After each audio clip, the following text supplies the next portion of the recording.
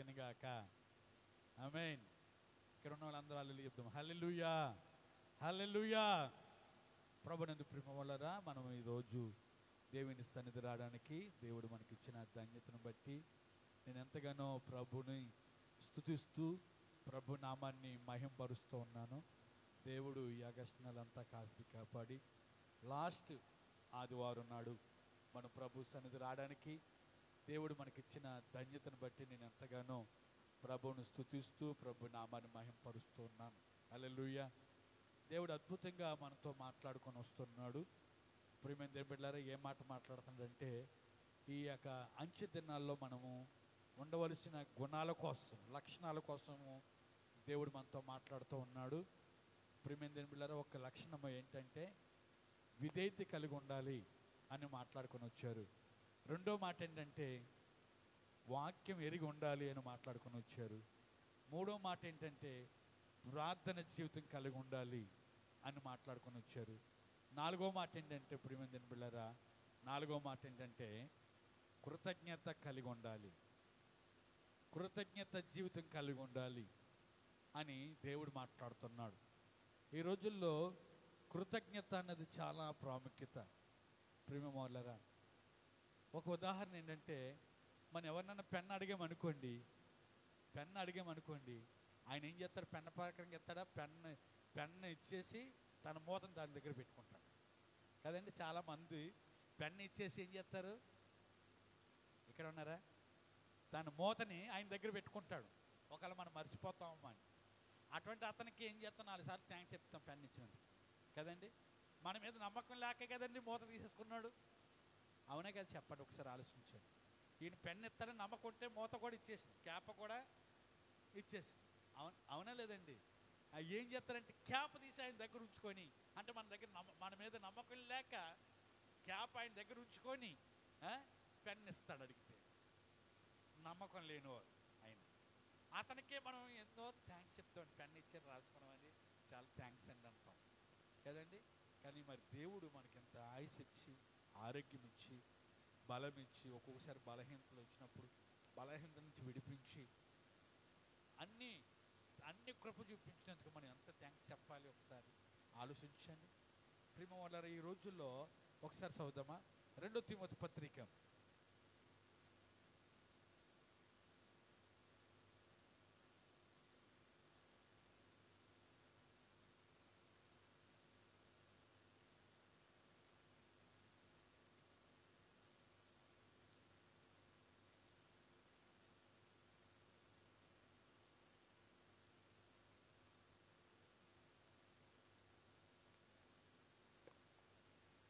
హల్లెలూయా చెప్పండి ఒకసారి. హల్లెలూయా.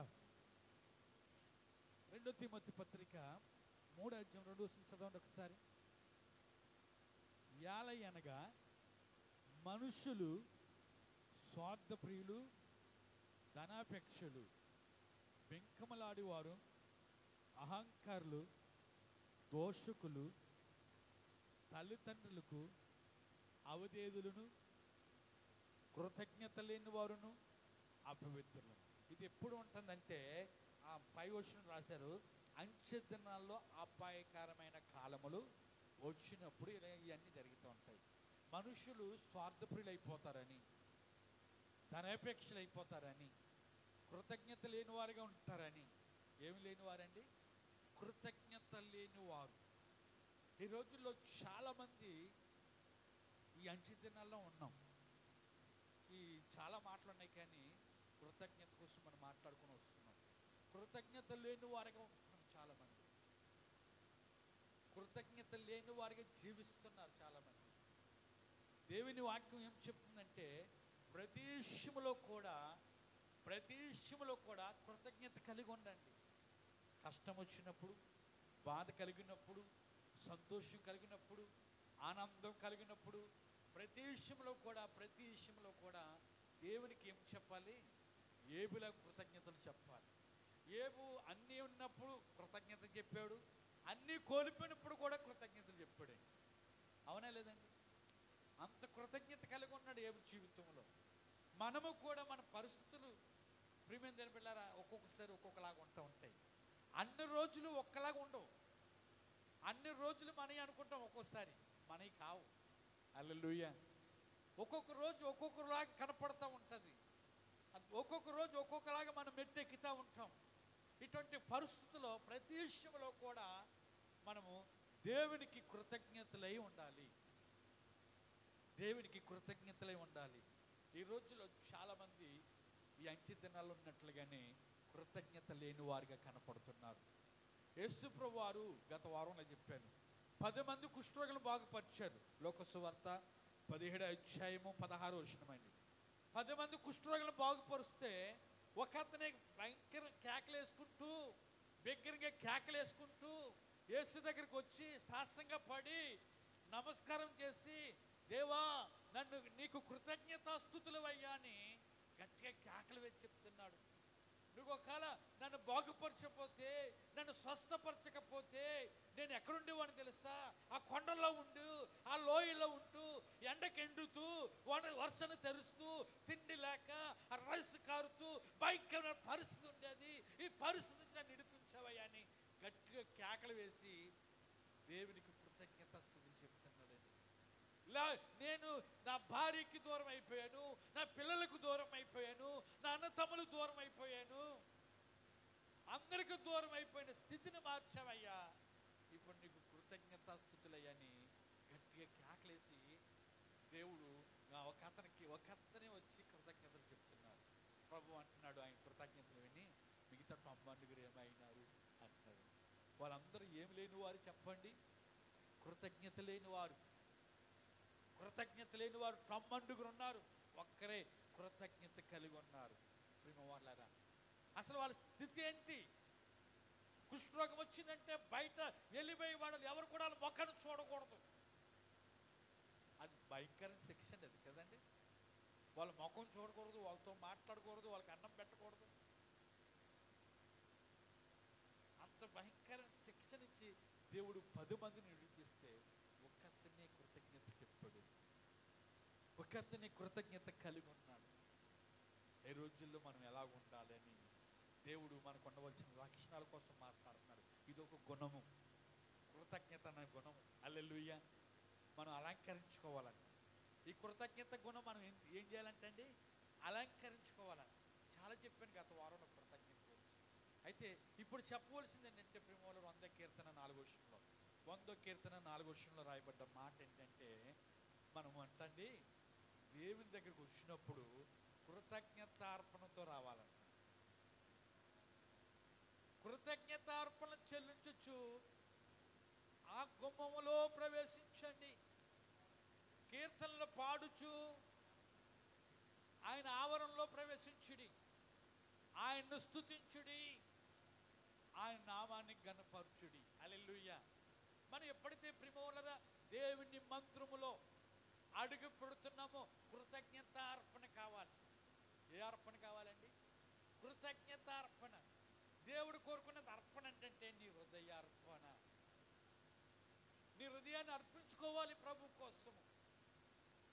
నీ హృదయాన్ని ప్రభు కోసం అర్పణగా అర్పించుకొని, దేవా నా మోసకరమైన హృదయము, నా అహంకరమైన హృదయము, లేకపోతే నాది నాశనకరమైన హృదయము, భయంకరమైన యాదగల హృదయం నేను బాగుపరచవరు దేవా, ఈ హృదయాన్ని నీకు అంకితం చేస్తున్నాను, ఈ హృదయాన్ని నీకు అప్పచెప్పుకుంటున్నాను. నువ్వు ఇచ్చిన హృదయం నాయన, నీవు నివసిస్తున్న హృదయం ప్రభు అని ప్రియమైన బిడ్డలారా కృతజ్ఞత భావముతో దేవుని సన్నిధిలో ప్రవేశించాలి.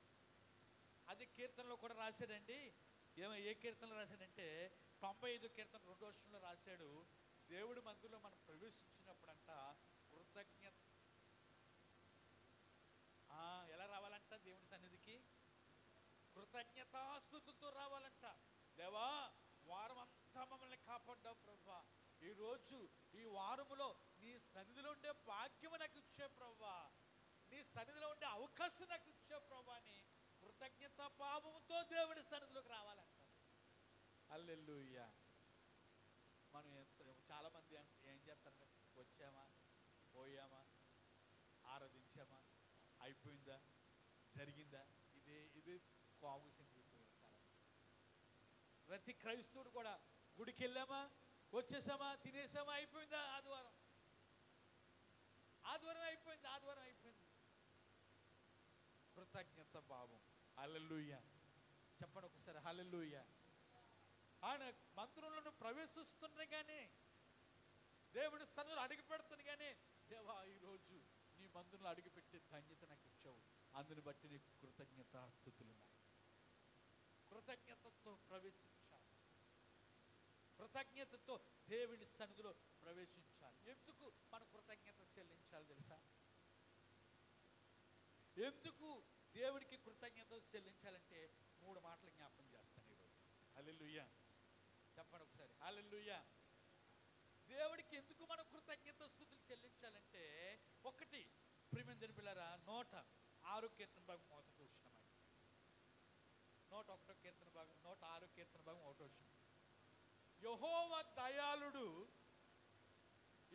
దయాళుడు, ఆయన కృతజ్ఞతాస్తుతులు చెల్లించు. ఎందుకు కృతజ్ఞతాస్తుతులు చెల్లించాలంటే, ఆయన దయాళుడు కాబట్టి. ఆయన మన పైన దయ చూపిస్తున్నాడు.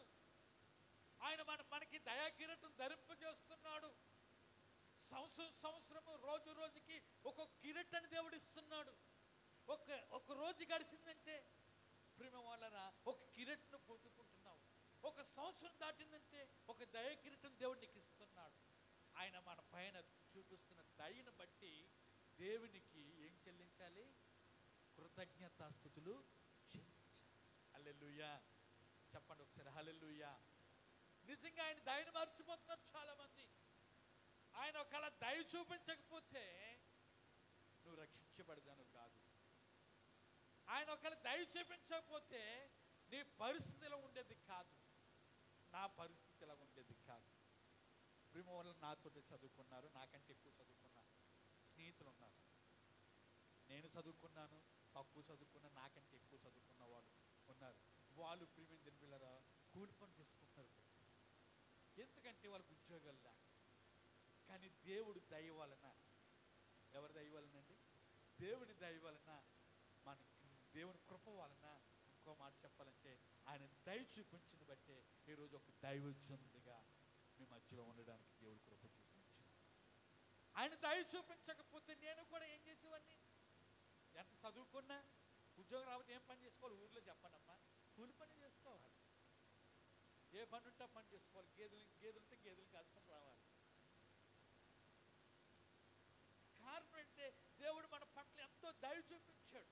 ఇంకో మాట చెప్పాలంటే అసలు ఇశ్రాయేలుకి, యూదులకే దేవుడైనా, అర్థమైందండి? అన్యజనులు ఎలువైపడ్డారు. అన్యజనులైన మనము ఎలువైపడ్డాం. మనకి ధన్యత లేదు, ఈ భాగ్యం లేదు, దేవుడు అని పిలిచే అవకాశం కూడా లేదు. కానీ ఆయన దయ వలన, హల్లెలూయా, ఆయన దయ వలన మనకి అవకాశం దేవుడు మనకి ఇచ్చాడు. వాళ్ళ నుంచి తొలగిపోయి ఆ అవకాశము ఆ దయామయుడు మనకు చూపించాడు. ఆ దయ ఇప్పుడు మనము దేవుడా, అబ్రహాము దేవుడా, యాకోబు దేవుడా, ఇస్సాకు దేవుడా అనవసరం లేదు. మీకు అర్థమైందండి? వాళ్ళు ఏమనివారు? ఇశ్రాయేలు అబ్రహాము దేవుడా, ఇస్సాకు దేవుడా, యాకోబు దేవుడా అనేవారు. ఇప్పుడు మనం ఏమనాలి తెలుసా? నాయనా, తండ్రి, స్నేహితుడా, అన్నయ్యా, ఏసు అన్నయ్యా. మనం పిలవచ్చండి, అన్నయ్య అని పిలవచ్చండి, స్నేహితుడని పిలవచ్చు, తండ్రి, అబ్బా అని పిలవచ్చు. వాళ్ళకి ఆ పిలుపు వాళ్ళకి లేదు, ఉందండి. వాళ్ళు అబ్రహాం దేవుడా, ఇస్సాకు దేవుడా, యాకోబు దేవుడా. హల్లెలూయా. వాళ్ళు దయ పొందారా, మనం దయ పొందామని చెప్పండి. చెప్పనండి. ఎందుకు ఆయన కృతజ్ఞత చెప్పాలంటే, ఏ యోగ్యత లేని మనల్ని మన పట్ల దయ చూపించాడు కాబట్టి ఆయనకి కృతజ్ఞతాస్తుతులు చెల్లించాలి. హల్లెలూయా. యెహోవా దయాళుడు. దయాళుడు దయ చూపిస్తూనే ఉంటాడు. 84 కీర్తన భాగం 6వ వచనం అంటాడు, క్షమించునకు సిద్ధ మనిషి గలవాడు అని రాయబడ్డది. ఆయన ఎంత దయ చూపిస్తున్నాడంటే, ఎంత ఘోర పాపినైనా కూడా ఏం చేస్తున్నాడు? ఆయన క్షమిస్తూనే ఉన్నాడు. ఎంత దయ చూపిస్తున్నాడు, దయ చూపిస్తూనే ఉన్నాడు ప్రేమ వాళ్ళరా. కాబట్టి ఆయన దయను బట్టి, ఆయన దయ కనికరాలను బట్టి మనం ఎప్పుడు కూడా ప్రభువుని స్తుతించేవారిగా, ప్రభువుని గణపరచేవారిగా, దేవునికి కృతజ్ఞతాస్తుతులు చెప్పేవారిగా మనం ఉండాలి. హల్లెలూయా. ఆయన దయను బట్టి, ఇంకా దయ గురించి చెప్పాలని చాలా ఉన్నాయి ప్రేమ వాళ్ళ, వాళ్ళకి చూపించలేని దయ. ఇప్పుడు ఇశ్రాయేలుకి దేవుడు మంచి వాగ్దానం చేశాడు, కానీ వాళ్ళకి ఆ దయ చూపించలేదు. ఇప్పుడు నీకు నాకు ఆ దయ కలిగిందండి. ఇప్పుడు కూడా ఇశ్రాయేల్ కూడా ఆ దయ కావాలంటే మన దగ్గర రావాలి. ఆ దయ కావాలంటే యేసయ్యని నమ్మాలి. హల్లెలూయా. చెప్పండమ్మా, ఇశ్రాయేల్ కానీ యూదులు కానీ ఇంకా ఏం చూస్తున్నారు? ఇంకా ఆ దయమాయుడు వస్తాడు, మాకు దయ చూపిస్తాడు, ఆ మెస్సీ వస్తారని ఎదుర్కొస్తున్నారు వాళ్ళు. ఇంకా వాళ్ళ మధ్యలో వచ్చినా వాళ్ళు కనిపెట్టలేకపోయారు, వాళ్ళ దగ్గరకు వచ్చినా వాళ్ళు గమనించలేకపోయారు.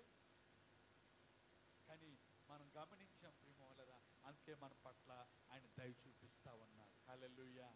ఆయన దయ చూపించినందుకు, ఆ దయను బట్టి, ఆ దయామయను బట్టి దేవునికి మనము కృతజ్ఞతాస్తుతులు చెల్లించాలి. రెండోది ప్రియమైన దేవుని పిల్లరా, నేను ఎక్కువ మాటల కంటే రెండోది, దేన్ని బట్టి మనం కృతజ్ఞతాస్తుతులు చెప్పాలంటే చదువుతానండి ఒకసారి రెండో మాట.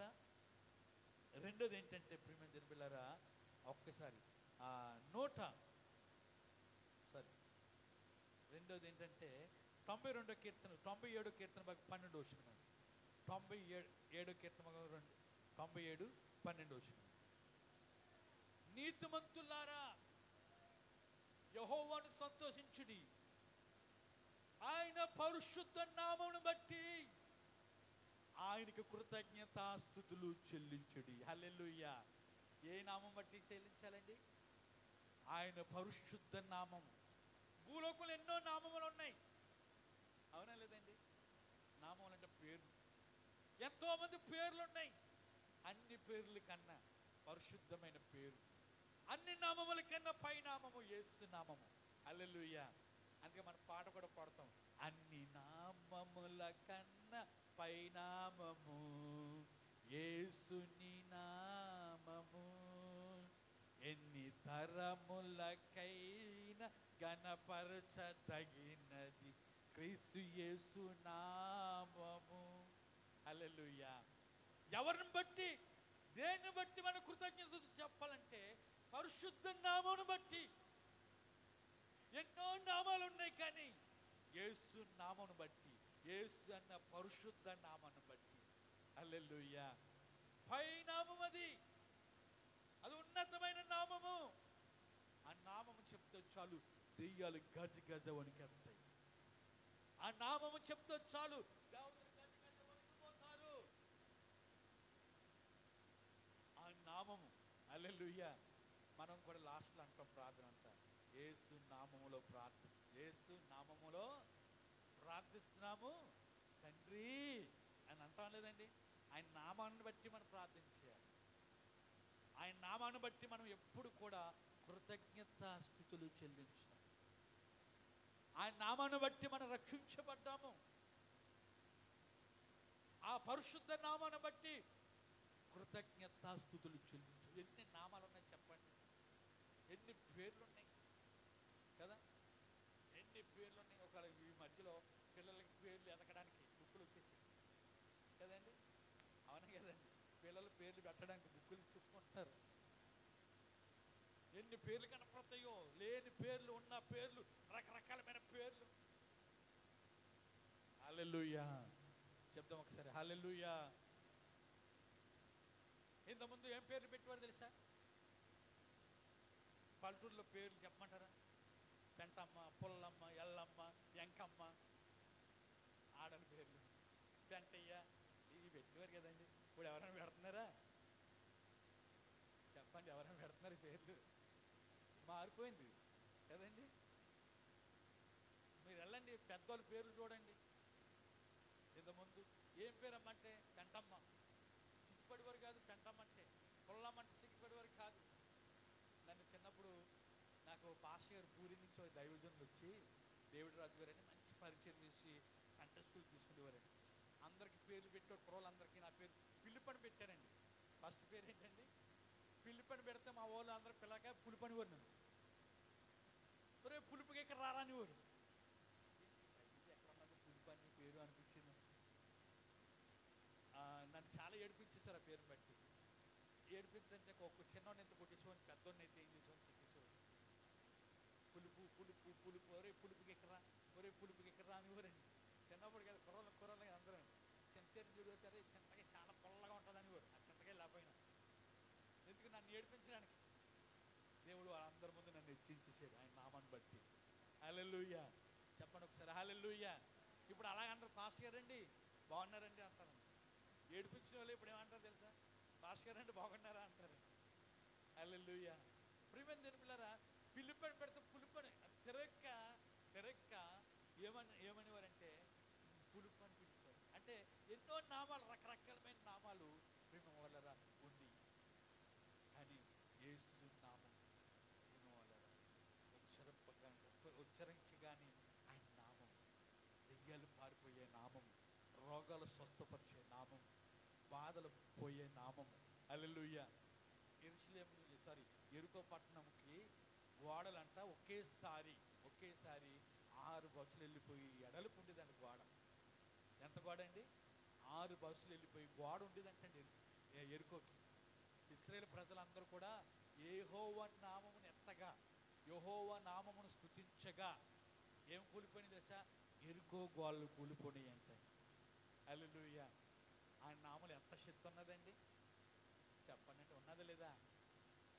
యేసు నామములో ఇలా ఈ గోడ కూలిపోయిన కూలదా మనకి కదండి. ఈ ఒంటి పెట్టి గోడ ఇది ప్రియమోలారా. అది 6 బస్సులు ఒకేసారి అంత ఎడల్పున్న గోడ ఆయన నామంలో ఎంత శక్తి ఉన్నదో ఒక్కసారి ఆలోచించండి. ఈ రోజుని చెప్తూ ఉన్నాను ప్రియమోలారా, నీ పరిస్థితులు ఎటువంటి గోళ్ళంటి పరిస్థితులున్నా, ఎరుకో గోళ్ళంటి పరిస్థితులున్నా యేసు నామములో కూలిపోయిన గాక, యేసు నామములో ఎర్రగొట్టబడిన గాక. దేవుడు ఎర్రగొడతాడు. ఏ గోడైనా దేవుడికి అడ్డు ఉండదు. ఆయన నామం చెప్తే చాలు. అందుకే ఆయన పరిశుద్ధ నామాన్ని బట్టి మనం దేవునికి ఏం చెప్పాలంట? కృతజ్ఞతాస్తుతులు చెప్పాలి. ఒకటి దయాళుడు, రెండోది పరిశుద్ధ నామము. ఏ నామం అండి? ఎవరికైనా నామం ఉన్నదా చెప్పండి? పరిశుద్ధ నామం అన్నది ఎవరికి లేని నామం అండి. హల్లెలూయా చెప్పండి హల్లెలూయా. ప్రపంచం యావత్తు పలుకుతున్న నామముది, ప్రపంచం యావత్తు ప్రకటిస్తున్న నామమది. కొన్ని దేశంలో కొన్ని పండుగలు ఉంటాయి కదండి. తెలంగాణలో కొన్ని పండుగలు ఉంటాయి, ఆంధ్రాలో కొన్ని పండుగలు ఉంటాయి. 2 రాష్ట్రాలు పక్కనే. ఇక్కడ చేసుకున్న పండుగ అక్కడ చేసుకోరు, అక్కడ చేసుకున్న పండుగ ఇక్కడ చేసుకోరు. కానీ క్రిస్మస్ పండుగ అయితే అన్ని చోట్ల. అప్పుడు ఆయన నామాన్ని ఎంత కనపరుస్తారు, ఆయన నామాన్ని ఎంతమంది ప్రకటిస్తారు, ఆయన నామాన్ని ఎంతమంది స్తుతిస్తారు. ఆయన నామాన్ని బట్టి ప్రపంచం యావత్తు కూడా ప్రేమ వాళ్ళరా ప్రకటన చేస్తారు.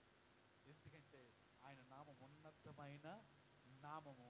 ఆయన నామాన్ని బట్టి మనం ఏం చేయాలి? దేవునికి కృతజ్ఞతాస్తుతులు చెప్పాలి. 3వ మాట జ్ఞాపకం చేస్తాను ప్రేమ వాళ్ళరా. 108వ కీర్తన భాగం, 107 కీర్తన భాగము, 107 కీర్తన భాగము 8వ వచనం. 107 కీర్తన భాగం 8. ఆయన కృపను బట్టి నరులకు ఆయన చేయు ఆశ్చర్య కార్యములు బట్టి యెహోవాకు కృతజ్ఞతాస్తుతులు చెప్పేవారంట. హల్లెలూయా. దేన్ని బట్టి అంటే ఆయన కృపను బట్టి. ఒకటి ఆయన దయను బట్టి, రెండోదిగా ఆయన నామాన్ని, పరిశుద్ధ నామాన్ని బట్టి కృతజ్ఞతాస్తుతులు చెప్పాలి. మూడోదిగా ఆయన కృపను బట్టి. హల్లెలూయా. కృప అన్నది చాలా ప్రాముఖ్యత. అపోస్తలుడు పౌలు అంటాడు, నేనేమై ఉన్నానో అది దేవుని కృప అయి ఉన్నాను అన్నాడు లేదండి అపోస్తలుడు పౌలు. నేను అలాగే ఏమై ఉన్నానో అది దేవుని కృప. నిజంగా కృప లేకపోతే ఈ భాగ్యం మనకు ఉండేది కాదు, ఈ ధన్యత మనకు ఉండేది కాదు.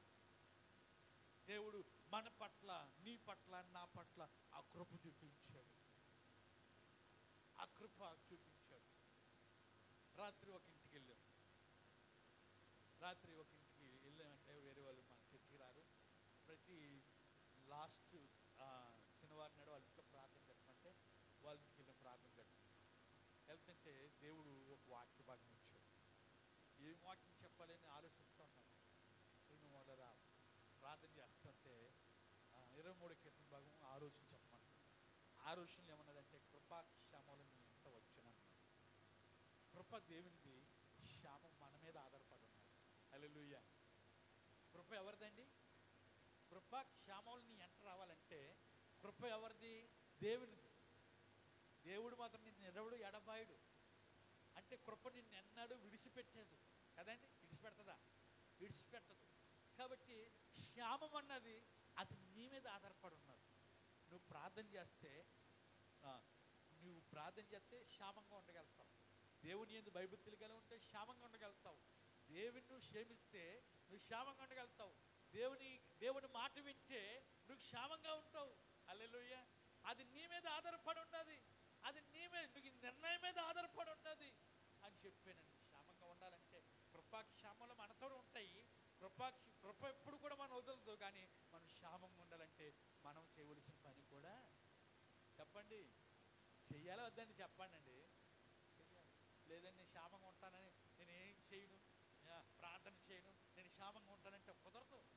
ప్రార్థన చేసి వారికే క్షేమంగా ఉండగలుగుతారు. హల్లెలూయా. ప్రియమైన వాళ్ళరా, రాత్రి అక్కడ అద్భుతంగా ప్రియమైన వాళ్ళు దేవుడు అద్భుతంగా మాట్లాడారు. ఎందుకంటే అక్కడ ఒక మాట చదవండి. యెరెమీయా గ్రంథంలో, యెరెమీయా గ్రంథం 29:7 అక్కడ ప్రార్థన చేస్తే దేవుని కృప ఏముంటుందంట చదవండి ఒకసారి. 29 యెరెమీయా గ్రంథం 29:7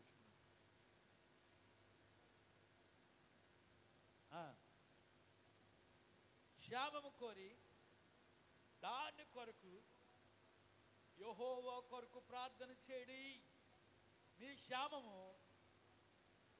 క్షేమమునకు అబ్బబ్బా హల్లెలూయా. ఎవరి కొరకు చేయాలంట? వారి క్షేమము. యెరూషలేము క్షేమంగా ఉంటే మనం క్షేమంగా ఉంటామంట. అర్థందండి? మీరు ప్రార్థన చేస్తే ఏం క్షేమంగా ఉంటుందంట? యెరూషలేము క్షేమంగా ఉంటుందంట. యెరూషలేము క్షేమంగా ఉంటే మనము హల్లెలూయా. చెప్పండి హల్లెలూయా. ప్రియమైన దేవుడు అద్భుతంగా రాత్రి ఆ వర్తమానంతో నేను ఎందుకు జ్ఞాపకం చేస్తానంటే, లాస్ట్ మాట ఎందుకు జ్ఞాపకం చేస్తానంటే, కృప అన్నది చాలా ప్రాముఖ్యం. కృప అన్నది అద్భుతమైన కృప. ఆ కృప బట్టే మనల్ని జ్ఞాపకం చేసుకున్నాడు. ఆ కృప లేకపోతే, ఆ ధన్యత లేకపోతే, అందుకే ఈ సంవత్సరం కూడా పర్వతాలు తొలగిన మెట్లు తప్పలిన నా కృప నిన్ను విడిచిపోదని వాగ్దానం చేశాడు. నిజంగా అటువంటి కృపతో, ఆ కృపను బట్టి మనం ఏం చేయాలంటే దేవునికి కృతజ్ఞతాస్తుతులు చెల్లించాలి. హల్లెలూయా. దేన్ని బట్టి చెల్లించాలండి? ఆ కృప ద్వారా నువ్వు రక్షించబడ్డావు. ఆ కృప ద్వారా నువ్వు విమోచించబడ్డావు. ఆ కృప ద్వారానే నువ్వు యేసు దగ్గరకు వచ్చావు. ఆ కృప నిన్ను ఆవరించింది కాబట్టి, ఆ కృప నిన్ను కలుసుకున్నది కాబట్టి,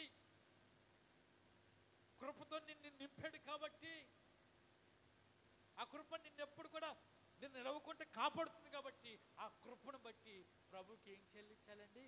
కృతజ్ఞతాస్తుతులు చెల్లించాలి. నరులు కృపను బట్టి నరులకి ఏం చేస్తున్నాడు? ఆశ్చర్యకార్యాలు చేస్తున్నారు. ఇశ్రాయేలు చేశారు కానీ ఇశ్రాయేలు ఆ కృపను గ్రహించలేకపోయారు. ఆ కృపను గ్రహించింది ఎవరంటే అన్యజనులైన మనము. హల్లెలూయా. అన్యజనులైన మనము. హల్లెలూయా. ప్రియమైన దేవుని బిడ్డలారా, కాబట్టి దేవుని కృపను బట్టి, దేవుడు నీకు ఇచ్చిన కృపను బట్టి, అద్భుతమైన కృపను బట్టి దేవునికి ఏం చెల్లించాలంటే కృతజ్ఞతాస్తుతులు చెల్లించాలి. ఒకటి చెప్తారా? యెహోవా దయాళుడని, ఆయన దయను బట్టి దేవునికి ఏం చేయాలి? కృతజ్ఞతాస్తుతులు చెల్లించాలి. రెండోదిగా ఆయన నామాన్ని, పరిశుద్ధ నామాన్ని బట్టి కృతజ్ఞతాస్తుతులు చెల్లించాలి. మూడోదిగా అందరు చెప్పాలి, మూడోదిగా ఆయన కృపను బట్టి. కృప. హల్లెలూయా. చెప్పండి. కృప గురించి యేసయ్య ఎంత మంచి పాటలు రాశాడు, ఎన్ని పాటలు రాశాడో కృప మీద. కృప కృప కృప నీ కృప కదండి. కృపామయుడా నీలోన, అన్ని కృప కోసం చాలా పాటలు రాశాడండి యేసయ్య గారు. ఆ కృపను అర్థం చేసుకున్నాడు కాబట్టి, ఆ కృపను అనుభవించాడు కాబట్టి ప్రేమ వాళ్ళరా అన్ని గాను పాటలు రాశాడు. కృపలను తలంచు ఆయుష్కాలమంతా అని ఉంటుందండి కదండి. ఆయుష్కాలం అంతా కృపలను ఏం చేయాలంటే మనం తలంచాలంటే దేవునికి కృతజ్ఞతాస్తుతులు చెల్లించాలి. నీకు ఇచ్చిన కృపను బట్టి ప్రేమోల అది ఇలువ పెట్టి కొన్నవాడిది కాదు, ఉచితంగా పడ్డది కృప. హల్లెలూయా. ఉచితంగా ఎంత ఘోర పాపినైనా ఆ కృప చేతనే మనల్ని మోచించాడు. కాబట్టి దేవా, నువ్వు ఇచ్చిన కృపను బట్టి నీకు వందనాలని ప్రభువుని స్తుతిద్దాము. దేవుడి మాటలు దీవించి ఆశీర్వదించిన గాక. ఆమేన్. అందరూ కూడా తలలో ఉంచండి. ప్రేమ వలన దేవుడు మాట్లాడుతున్న మాట, ప్రతి దేశంలో కూడా దేవునికి కృతజ్ఞతాస్తుతులు చెల్లించేవారుగా, ఈ అంచె దినాల్లో, అపాయకర దినాల్లో కృతజ్ఞత లేని వారుగా చాలా మంది నివసిస్తున్నారు. చాలా మంది ఉన్నారు, కృతజ్ఞత లేని వారిగా ఉన్నారు.